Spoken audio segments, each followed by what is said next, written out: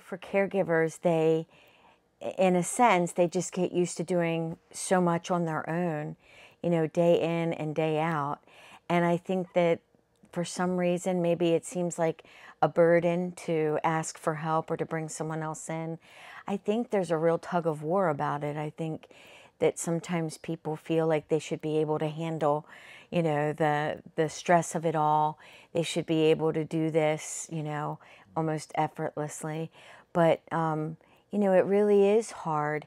It can be very lonely and isolating, I think, for caregivers. That, asking for help can be one of the hardest things to do, and by far one of the bravest things you can do. In my case, when we first started, my dad had a stroke in 1999, and my mom was able to care for him for a good many years.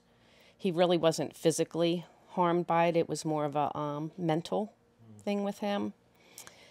And then there came this day that she needed to ask for help because she just could not be by herself with him anymore.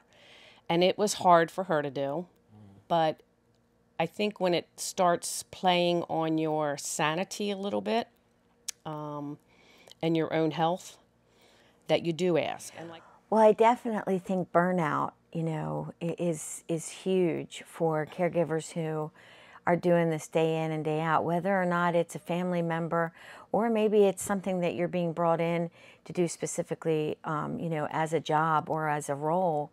If you don't find little ways to take care of yourself, if you don't find little outlets that help you recharge and, sort of replenish, if you will. So things to watch out for, it's natural for caregivers who have been doing it for a long time to almost become a little bitter. I mean, that's a very human emotion. Yeah. Absolutely. Yeah.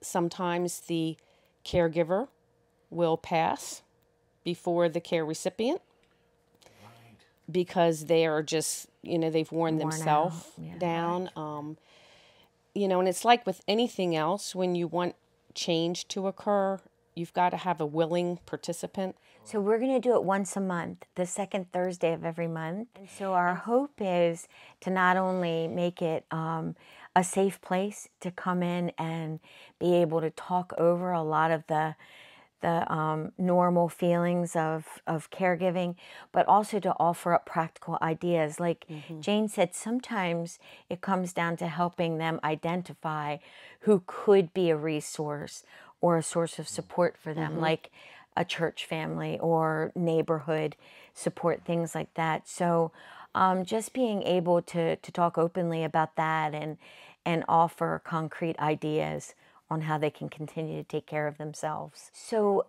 this is open to any caregiver, but we definitely started creating the idea based on the fact that so many of our hospice patients are home and they're being cared for by family members or long-term, or long-time caregivers. So that's why we wanted to start the group. We recognize that, they really do need the support and the outlet.